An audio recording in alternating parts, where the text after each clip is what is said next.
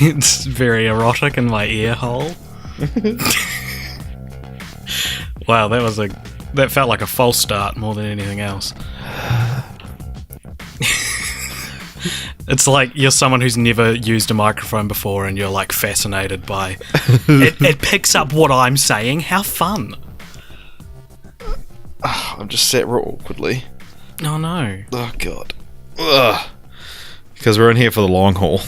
We are. We always are. And why is that? Because this is Film Franchise Fortnights on the Cult Popture podcast. This is a podcast where every 2 weeks myself, AJ, and my friend Richard, we watch a different film franchise and then get together and discuss it.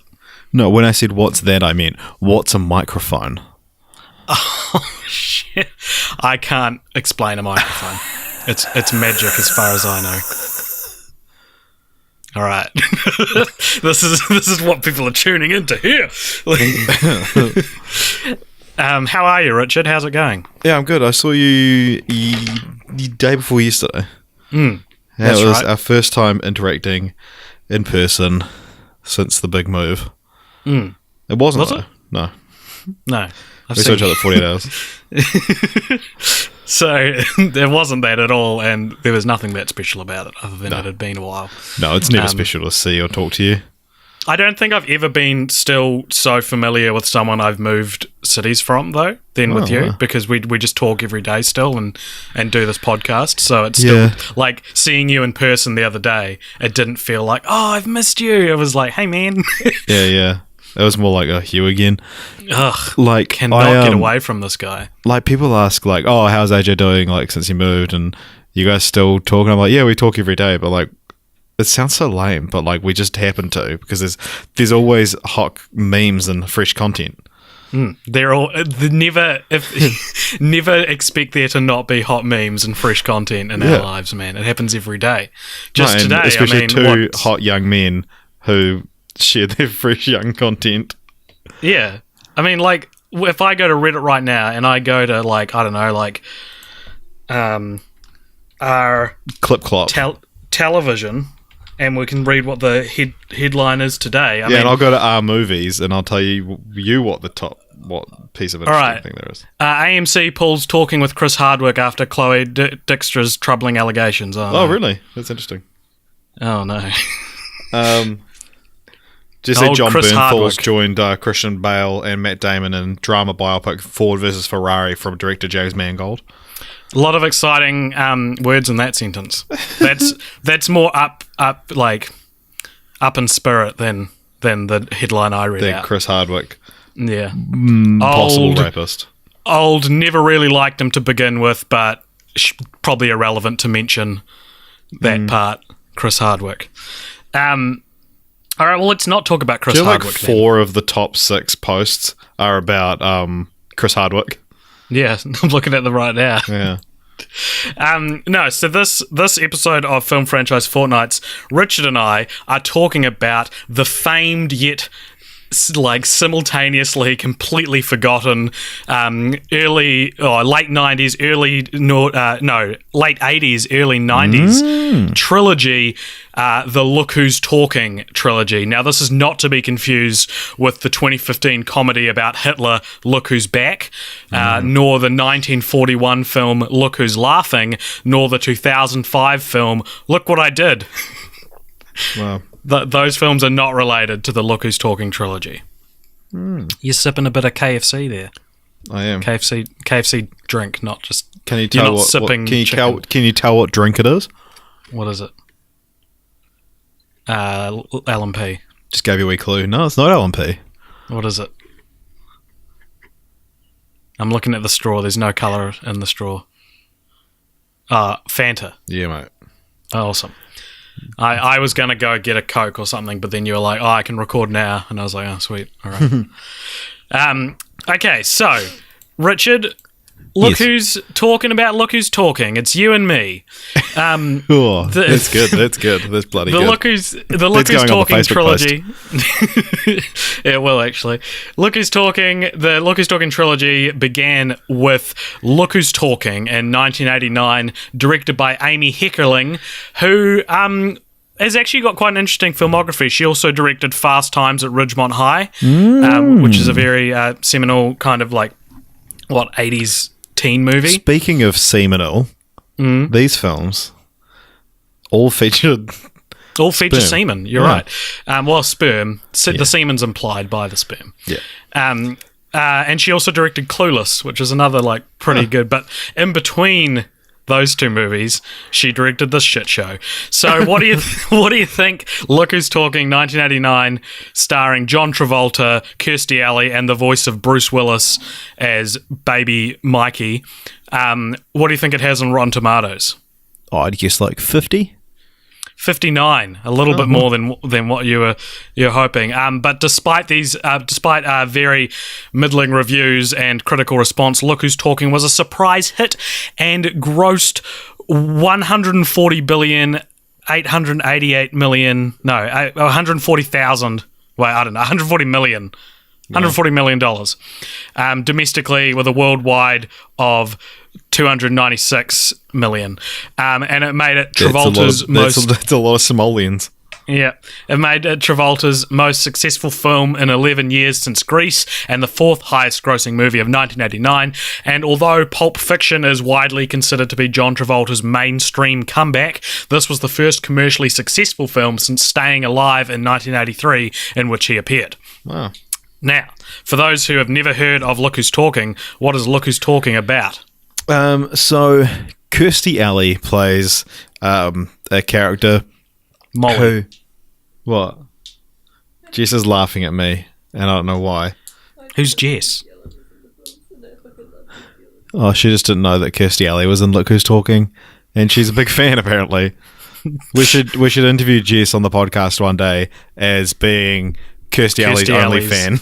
Yeah. All right, Kirstie Alley plays Molly. Yeah, so she gets all knocked up by her, someone who she's not involved with in a relationship.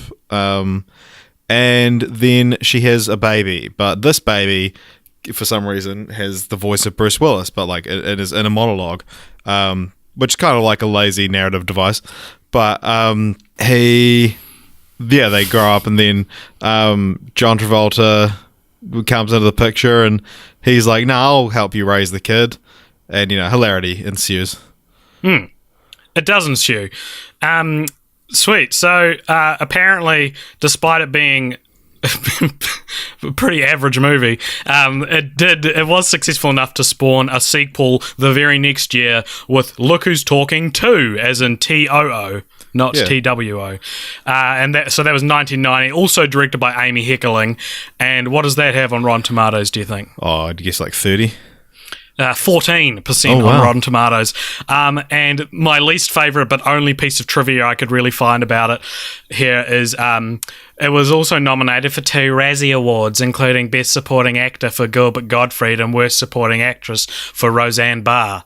Great. The Razzies are a thing to bring up because they're funny. Yeah. The Razzies are stupid, man. The Razzies are stupid. So what is Look Who's Talking 2 about? Basically, John Travolta and Kirstie Alley are now together. They've got Mikey is a little bit grown up, but they have another child. Actually, they have their child at the end of the first film, and it's voiced by Joan Rivers. But then it's grown up a little bit by the time we get to the second film, where it's played by... You're like, it's grown up. This baby. Well, I say that because this child is like Spawn of Satan horror movie looking. Like, this girl, if she was never cast as like the creepy kid in a horror movie, it's like one of the biggest wastes of a career ever, because she's terrifying in this movie. And Look Who's Talking 2. No, maybe in the third one. Anyway, I'll get to that later on. But anyway, in this film, she's voiced by Roseanne Barr. That's fun. She's relevant at the moment. Yeah, she is relevant because she's a huge racist. She's relevant because she's quickly becoming irrelevant. Yeah. Like, she's like, they made a show about Trump supporters to show that they're not huge racists, and then it got cancelled because the creator was a huge racist. So Look Who's Talking 2 is more or less the same as Look Who's Talking, except now there's another baby. Yeah. And she speaks. And so they sort of babies can communicate to each other with their A-list celebrity voices, but not other humans, and that's, I guess, important. Yeah. The babies can understand each other, eh? Yeah, they can.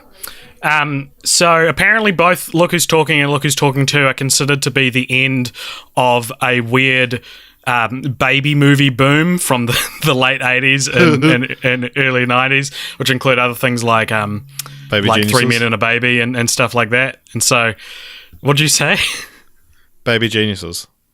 Oh, right. I thought you said Terminator Genesis. And I was like, well, maybe, I guess so. What a random one. That would be great.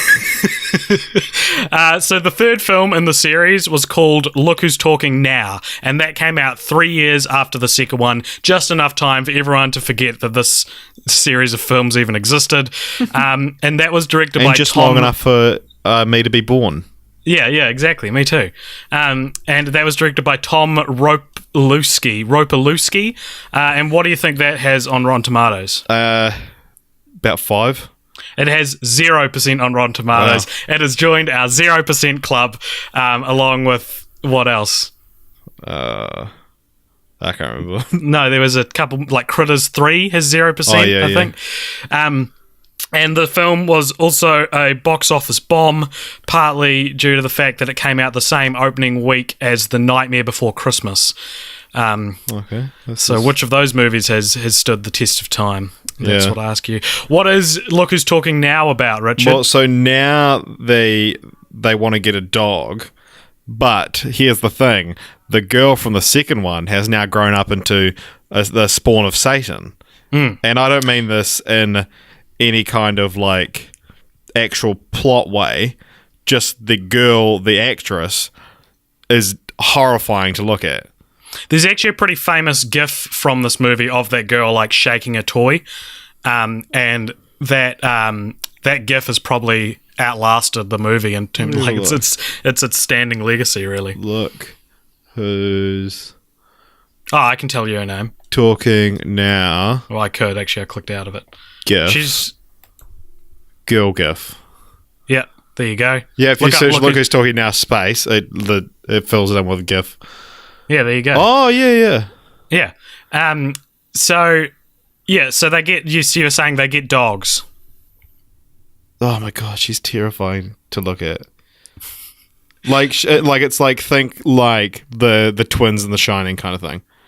Well, it's kind of the same, like, casting. Well, this was less intentional, but like for those who've seen Hereditary, the new horror movie out, the main girl on that is quite a peculiar looking little girl, and she's this sort of like a proto Hereditary. So, except she's not supposed to be scary. She's supposed to be like this cute little girl. Because, fun fact as well is that while John Travolta and Kirstie Alley return for Look Who's Talking Now, Bruce Willis and Roseanne Barr don't, because the children are now old enough to not need internal monologues. Yeah. It's interesting that Kirstie and John are in all three. Yeah. It feels like a very not get everyone back kind of series. Yeah. But there is an important element you haven't told us yet from the plots, Richard, of Look Who's Talking Now. That is the dog speaks now. The dog, Look Who's Talking Now. And it's voiced by Daniel DeVito. Danny DeVito, and there's another dog that's voiced by Diane Keating. That's right, yeah. And so they... Oh, and John Travolta's gets a new job, and his boss wants to fuck him. Like we all have at some point. Yeah, exactly. So now that we've said what these films are about, Richard, what's your favourite one? Doesn't that feel like a... yeah, I don't know. I think the quality wasn't... Like, honestly, I think the quality didn't diminish as much as I thought it would, or as much as the Rotten Tomato scores would indicate. Like, I don't think the third one is horribly worse than the first one, because it's not that great to begin with. I mean, it does have that terrifying child in it, so that is some serious points against it. Yeah, the main problem is more that Look Who's Talking is probably worth less than 59% in the first place. Yeah. And so you go from like, boy, this is an average movie, to, boy, this one's not as good. And then, I don't know, I feel like Look Who's Talking Now might be the most unfocused movie I've ever seen. It does have, I don't know. Like, it's interesting because...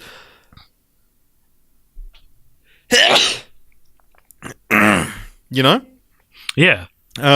It's interesting because, like, we've been accused of and admitted to not paying the most attention to the films for this podcast, but I actually really paid attention to these films. But like, I didn't really have my phone on me, but I don't have a great memory of them.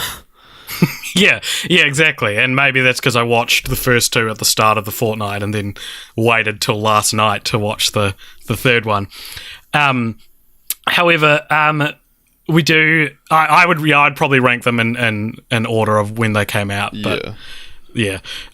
Before we continue on to all this other stuff I've got written down, I have some up top useless statistics. Yay! I've only got two though. This is our second franchise, the second franchise that we've covered on this podcast that is either titled or was going to be titled Daddy's Home. So one of the original titles for Look Who's Talking was Daddy's Home. Oh, so I thought that was interesting.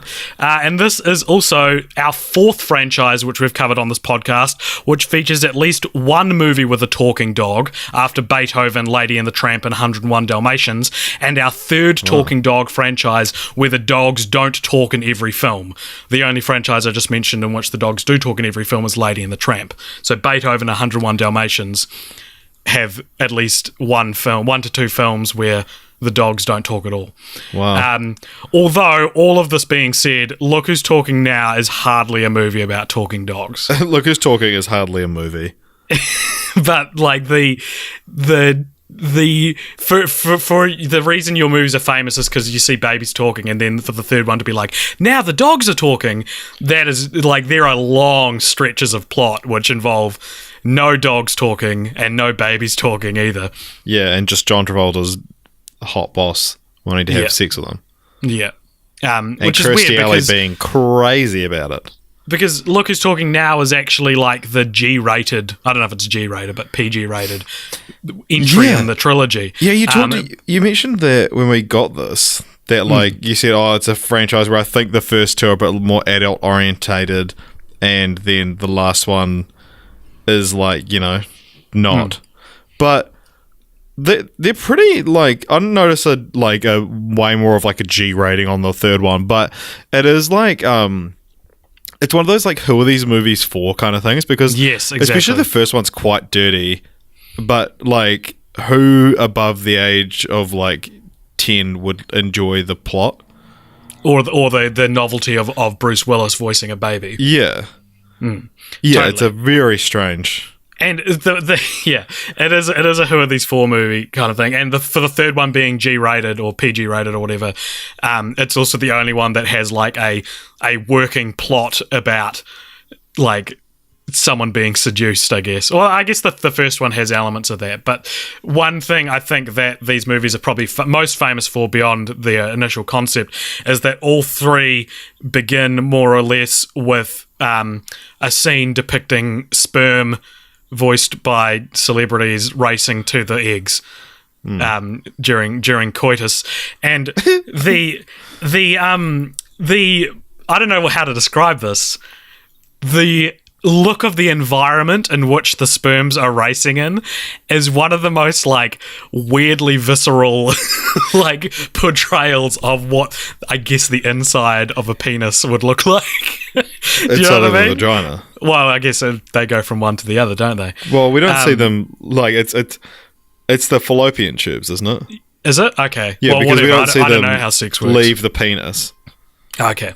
So basically, yeah, the sperm race to the egg in each movie, and they're in like these very like glowing fluorescent white fallopian tubes. For tubes, and like it looks very, I don't know, I want to say it looks real, but like alarmingly so. Like at least in Son of the Mask, it was just like kind of vague where they were, especially where they were for like floating the 80s. It's real like, how did you do this? It looks really, really good, despite it being kind of uncomfortable to watch. Yeah, dude, fuck, that's the word, eh? These movies just made me uncomfortable. Because it's combining, like, sex jokes with children, and you're just like, yeah. Did the children know? And, like, I'd been watching the People versus O.J. Simpson while I was watching these movies, and so to see, like, John Travolta drastically change. It was quite interesting. True. Because he's actually pretty decent in both of them. Like, I actually reckon he's not too bad in Look Who's Talking. Like, he's pretty likable, and it's kind of like peak John Travolta. He has since said that he feels that his character James from Look Who's Talking is who he's most like in real life. Oh, well, of course you'd say that. Yeah. Because it's like, dude, he's just a real nice guy. So, I think if we're going to be talking about probably the most iconic thing from this movie, it would probably be the talking baby. That's the namesake of the movie. That's why it spawned. That's why it's called 2 sequels. Talking Baby. Yeah. But Bruce Willis was not the only voice actor in the running to play Baby Mikey. Ooh. Also approached were Chevy Chase, Bill Murray, Dan Aykroyd, Steve Martin, and John Candy. But they were all busy on other projects. And Robin Williams was also approached, but wanted too much money. I could see Bill Murray and John Candy and Robin Williams. I feel like Chevy Chase and Dan Aykroyd and Steve Martin probably aren't as well known for their voice acting abilities. I can definitely see them. I reckon that Chevy Chase plays Karate Dog. All right. And what? Karate Dog. I've never heard of Karate Dog. Oh. Is that another dog franchise we need to add to the... I actually don't know if it's a franchise, but I know like Joel McHale was trying to buy like every copy of Karate Dog and then just like leaving them on Chevy's desk and stuff at Community. It is interesting though that all of those guys are more or less comedy actors, and then they went with Bruce Willis. Although I guess before Die Hard he was in Moonlight and stuff. So Moonlight. Yeah. Not Moonlight. He wasn't in Moonlight. He was in La La Land. Yeah. Would you have preferred any of those actors over Bruce Willis? No, I mean, I don't know. I think they all probably would have done a pretty decent job, but yeah. Yeah, it's not hard. I don't think it's the right tone for Robin Williams. No, I feel like Robin Williams was... I can imagine his shtick as Baby Mikey, and it's like... Like, Bruce Willis is kind of like this... New York everyman character. So it'd be like, hey, Ma, what's going on? Come on. Hey, I'm Bruce Willis. Yeah, whereas Robin Williams would be like, oh, hey, Ma, exactly. Yeah. Gotta give me, and Bill Murray would be like, oh, I guess I'm a baby. Who's that? Bill Murray. And then who would Dan Aykroyd be? He'd be like, oh, ghosts are real. I ruined Christmas with the Cranks. What a callback. John Stamos was also the first choice to play James, but the producers of Full House wouldn't let him out of his contract to take the role. What a shame. Oh. Michael Keaton, Mel Gibson, Jeff Goldblum, and whoever Griffin Dunn is, I've never heard of him before, were also considered for the role of James before it went to John Travolta. Oh, yeah. There was no trivia about who would have maybe played Kirstie Alley's character, but I did find a piece of trivia that said Kirstie Alley... in her memoir, she said that she fell in love with John Travolta during filming, but decided to stay faithful to her husband. That's a weird thing to reveal. What a weird thing to say. Maybe that's why she joins Scientology. Because she was trying to impress John Travolta. Yeah.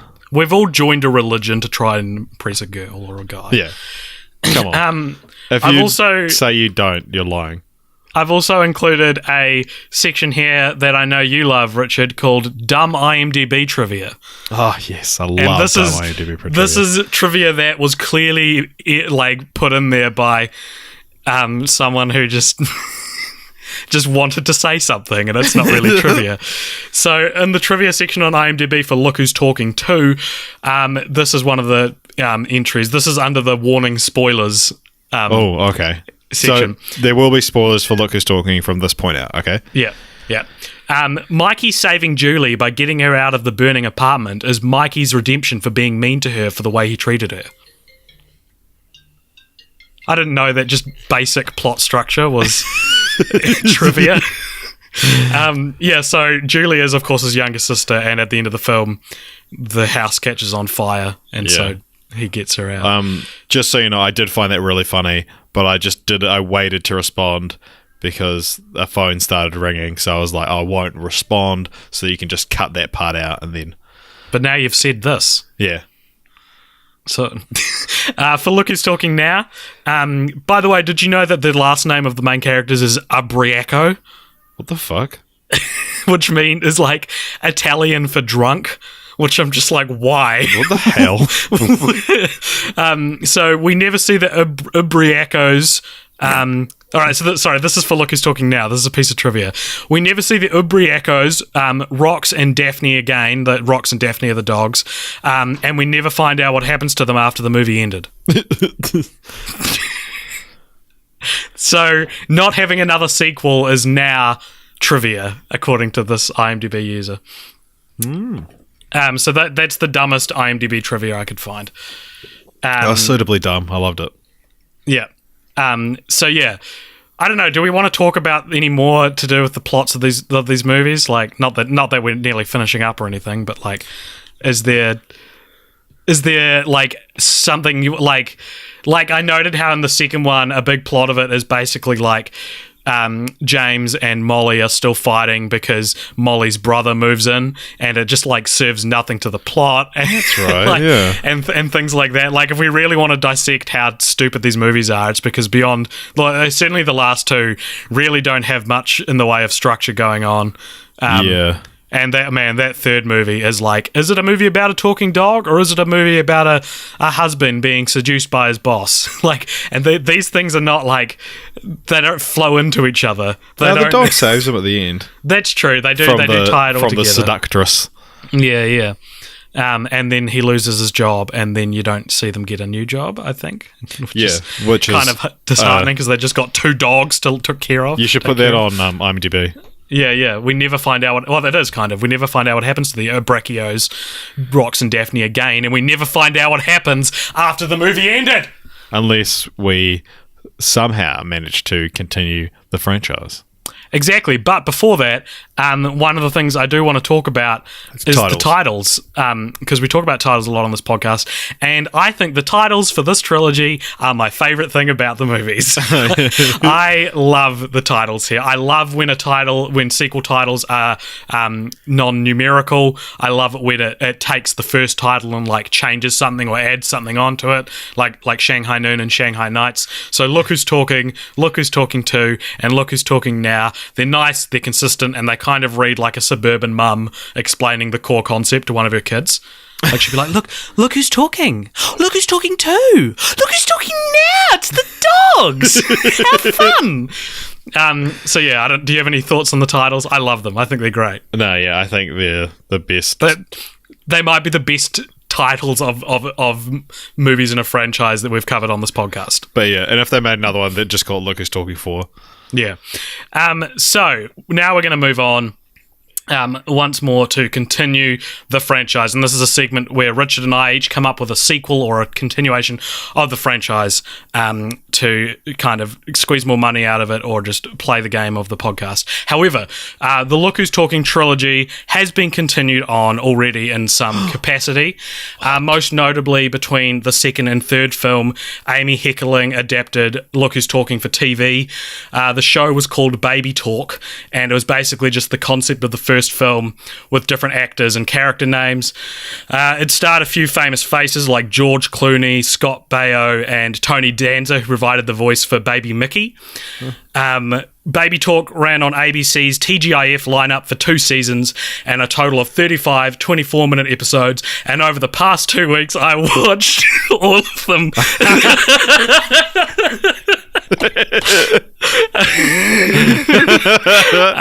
I should amend that actually. I couldn't find the first 2 episodes, so I watched 33 of the 35 episodes over the last 2 weeks, which means I watched an extra 792 minutes of this franchise, which, adding the 3 films, meant I spent 1,065 minutes watching the Look Who's Talking series, making it my second longest franchise after Freddy vs. Jason, I think. It gets so much funnier, dude. You just wait. I have been holding this. The last time I kept a secret about the podcast from Richard, the result was the exact opposite from what it is now. So I've been nervously being like, oh, I haven't watched Look Who's Talking Now yet. You know why? It's because I was watching 33 episodes of ABC's Baby Talk. So before I get into what the show's about and what it offers to the Look Who's Talking canon, the best thing about this is the funniest part, man. I couldn't find it. I couldn't find it anywhere. And so you type in Baby Talk and no one knows what you're talking about because it's such an obscure thing. It ran from 1991 to 1992. Yeah. And I was just about to give up looking for it when I found a website called TrueTVMovies.net, which specializes in finding rare movies and TV shows. And I emailed a very nice woman named Dawn who sold me the first 2 seasons, or the only 2 seasons, of Baby Talk for $55 New Zealand dollars. I then downloaded them and watched them between Look Who's Talking 2 and Look Who's Talking Now, and the best part is they were taped off the TV, so I saw some like hilarious American 90s commercials. Oh my god, that's awesome. I might use some in some later in some videos for Cult Pop Show. So yeah, I watched 33 out of 35 episodes of Baby Talk, starring Tony Danza as the baby Mickey.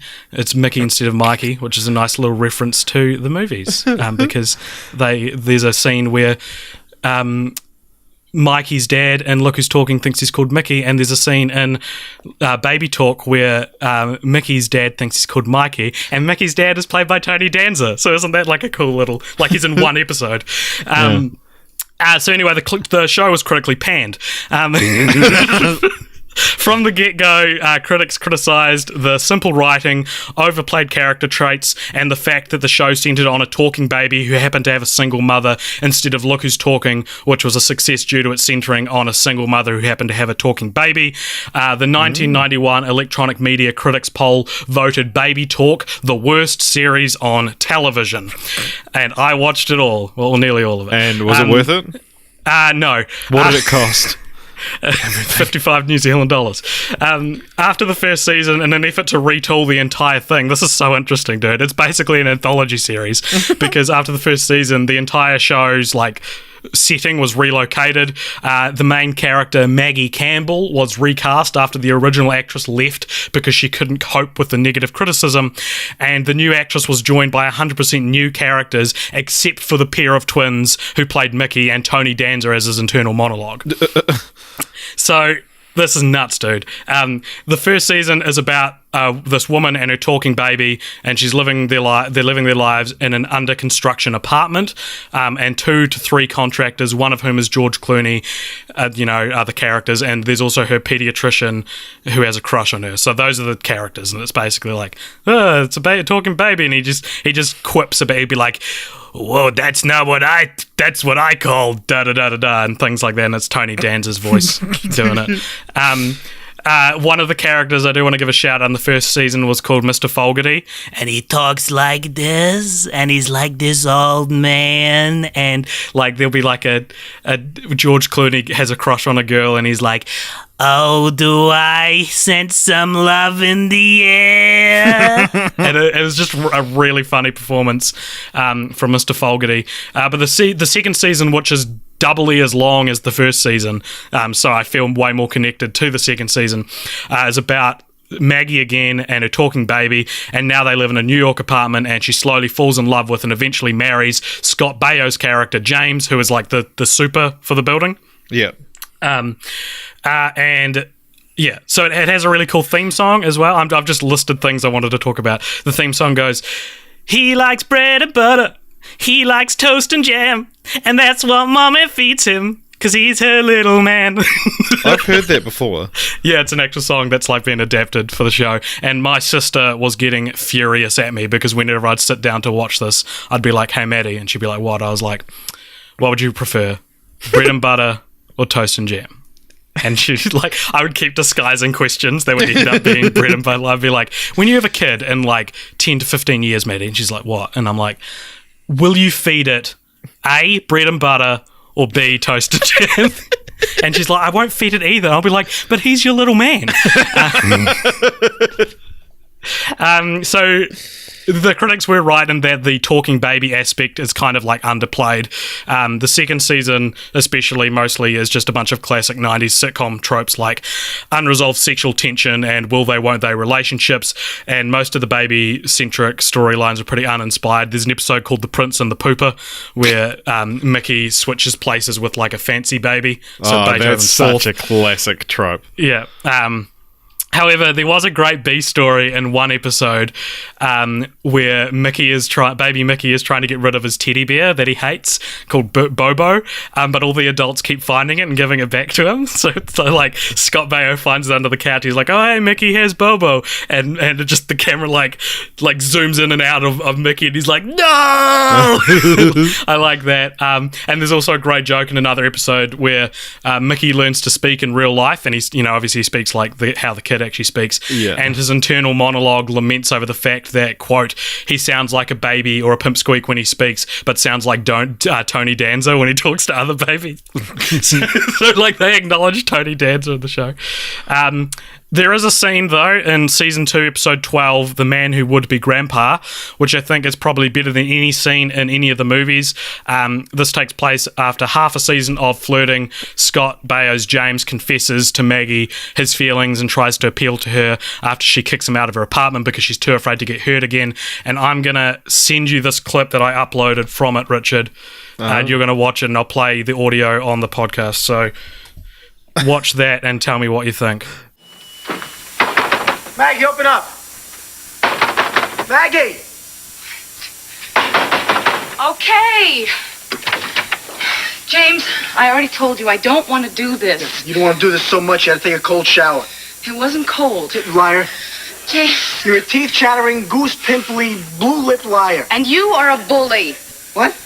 Well, isn't that why you came back up here to try to bully your way into my bed? Well, why don't you drop it, Maggie? You're not afraid that I'll get under your sheets. You're afraid I'll get under your skin. You're so afraid to let me get close to you because that means that you'd have to feel something for somebody again. Let me tell you something. People who are afraid to take risks, they spend the rest of their lives taking showers and end up lonely old ladies with big water bills. James, I'm just afraid of getting hurt again. Of course you're going to get hurt again. Even when love goes right, it hurts. It's the great cosmic joke. I mean, it's a miserable, torturous path to sheer agony, but it's the only thing worth living for. So you can spend the rest of your life playing it safe, or you can take a shot on the guy downstairs who thinks that you're worth all the pain. Are you through? Yeah. Will you at least think it over? No. No, you won't even think it over? I think I've done enough thinking for one night.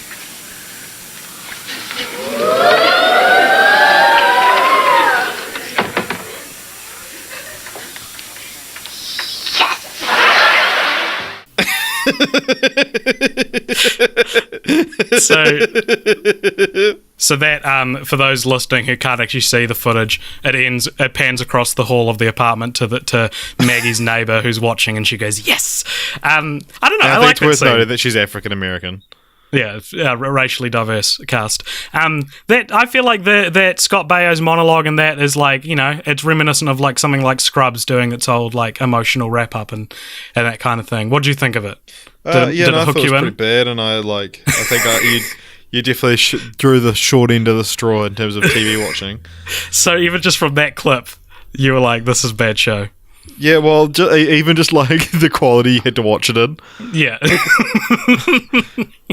Yeah, it's not the same as you watching all of Scream, but as soon as I found out that the franchise after Scream had a TV show based on it, I was like, I have to find this. It was worth the joke because I can see the smile on your face and I know that I've achieved something here. Yeah. But now we just have to do this every time. Yeah, no. Next time there's a TV show based on a or thing, like a comic book or a Broadway musical, we have to fly to America and go to the musical without telling you. Film franchise Fortnights is expanding to being everything involved in the film franchise. Well, but now we have to, and also like there has to be very strict not looking up the other franchise when it's not your week. I won't expect you to watch another TV show again, don't worry. And I hope you don't expect that of me. Oh, and maybe I our bloody listeners do, mate.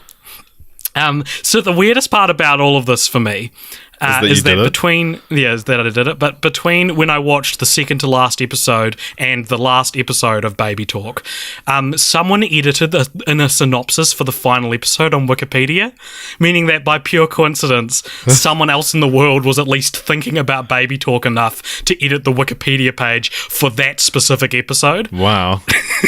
And that synopsis for the final reads, they get married and they go on a honeymoon and the baby lets the new daddy go with them. No capitals, no grammar. Oh my God. And that's a joke from within the episode, which means that whoever edited it maybe watched it as well. Maybe it was Dawn from TrueTVMovies.net. I don't know. But it was real weird because I was like, was that always here? And I looked at like the Wikipedia edit logs and it was like updated the day before. And I was like, what the hell?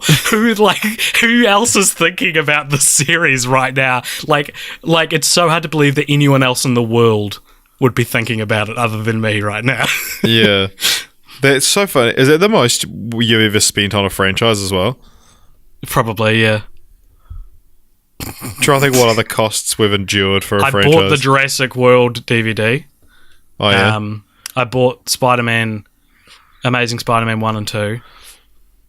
You bought Land Before Time. Yeah. I bought you Scary Movie 5. None of those, add up to they're all in separate franchises. So I think $55 might be the most I've spent on one episode. Yeah. Anyway, moving on. That's unreal.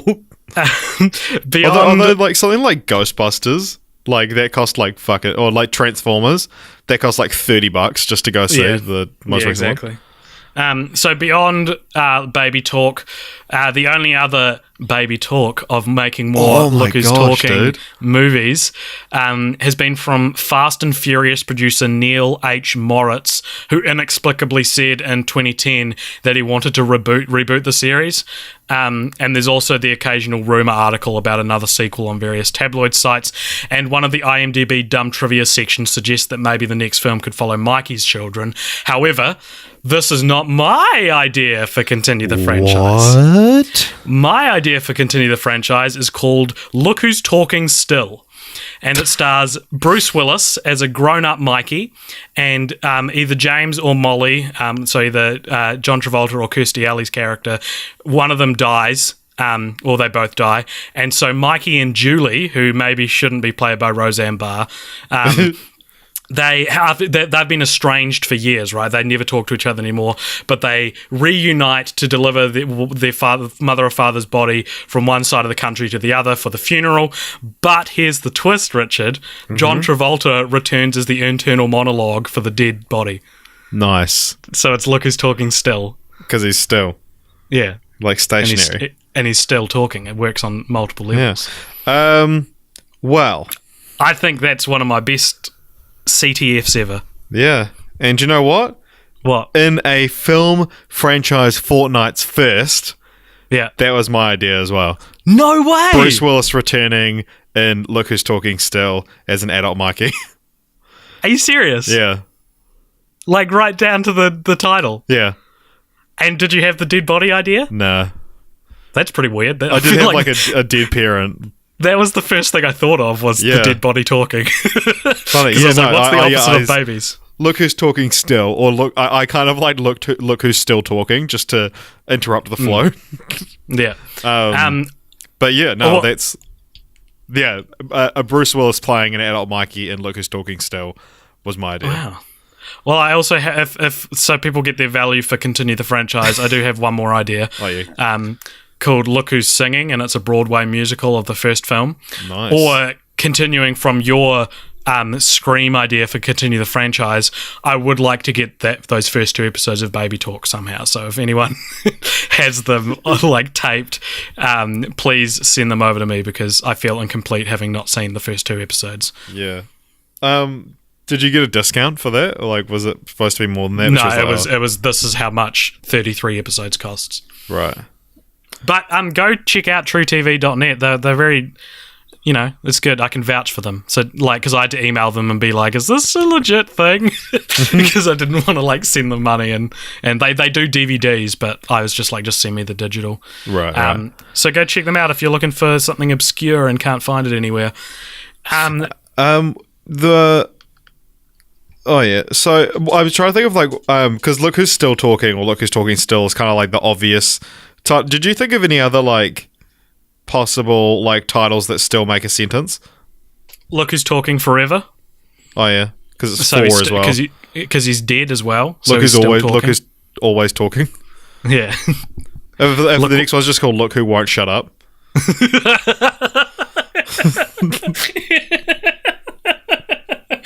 The world is overrun with talking celebrity-voiced babies. Look who won't shut up. Yeah, it's an epidemic. Yeah. That's my It's like that joke from Shrek where Fiona's like, when she meets Donkey, she's like, he talks, and Shrek's like, yeah, it's getting him to shut up, that's the trick. Good stuff. Yeah, Look Who Won't Shut Up, that's mine. All right. Cool. So that is more or less all I had to talk about in Look Who's Talking. I've been sitting on that egg for 2 weeks, and I'm glad it's been received so well. Because you were like, oh, don't look up anything, and I was like, oh, all right. There's like a true crime story or something happening. I was like, oh, some fucking dumb AJ shit. No, it's because there'll be a real well-written joke that AJ wants to go on about. No, what it was is I didn't want you to find out that Baby Talk existed because I knew at the very least you'd be like, oh, you should watch it as a joke. Yeah. And I was like, I don't even want you to suggest that. Yeah. Yeah, you know, like worst case scenario, you would have also bought it from truetv.net. But I didn't think that was as likely as just you being aware of it would have ruined the joke somewhat. Yeah. And like, do you know what? I have Googled Look Who's Talking because I just wanted to know who played what, and I never came across the fact that it existed. Oh, and even just as we were talking, I tried to look up the TV show, and it was hard to find. Yeah, it's really hard to find. All right, so now to round out the episode, Richard and I are going to play a little game of franchise roulette where we choose the next franchise for us to cover. And I think we're having a guest on the next one. Still got to confirm that. So I've got the guest franchise list in front of me now. Oh, yes. Sweet. Richard, do you want to give us a random number? Yeah. The guest franchise list for complete transparency contains franchises that are no more than 5 films, so we don't inundate someone. No, we should because we're not always great at this. Let's just double check that we've deleted all the franchises that we've done. I mean, it's still random. You know what I mean? Yeah, but we don't want to. Look who's talking's there. Yeah, so I'll delete that. But it's still it's not like because we don't delete one. Yeah, you know, but it's still a randomly chosen franchise. Yeah, it completely changes what it is, what the number would be, though. Yeah. All right. Let me just check how many are on this list. Oh my gosh, it's 270. 161. 161. I don't believe it, Richard. Oh my god, this is This has happened again. You know how when we got Look Who's Talking, I was like, oh, I was talking about Look Who's Talking with a friend the other day. We were talking about this series together, when we were hanging out. Yeah, literally 2 days ago. I don't think what you're writing there now is correct. Well, should we double check? Because... All right, so... Next week, possibly joined by a guest, next franchise we're doing is the 2, possibly 3 film franchise, Cats and Dogs. Our 5th dog-themed franchise. God, I cannot believe that. Cats and Dogs, so that's... I'm pretty sure, we found a Christmas edition in the mall the other day is what we were talking about, but I think that was just the normal movie, as a Christmas special. But I know it's Cats and Dogs 2 Revenge of Kitty Galore or something like that. Yeah. Okay, it does appear. Wait, can you go back to the mall and find that one and see what it was? I think it was just a Christmas edition of the first film. I don't know. I would like to double check. Well, anyway, please. Oh my gosh, I'm looking at all the ones around it. Nah, I feel like it's the ones around it are of exactly the same caliber as Cats and Dogs. What do you mean? Oh, the ones on the franchise list? Like 100 from 158 to 162. It's all like Daddy Daycare / Day Camp, Big Mama's House, Johnny English, Cats and Dogs, and I guess I wrote Porky's. I guess is a different thing. Porky's is completely different. But then Mr. Bean's further down, and then the Pee Wee Herman movies. Anyway, all right. Yeah, so, okay, I'll message our potential guest and see if they're keen to do Cats and Dogs 1 and 2. And we'll see you next week. And because we share a Instagram account, I will also see the messages, and I'll get to see AJ flirting. I'm not flirting. She's probably going to listen to this. Don't say that. Why are you even reading our messages anyway? You asked me to. I didn't ask you to. If you enjoyed this, please follow us on SoundCloud, subscribe to us on YouTube, like us on Facebook, follow us on Instagram, and email us at coldpoptionmedia@gmail.com. It's good content. It's not good content. All right. Good night, everybody. Thank you for listening.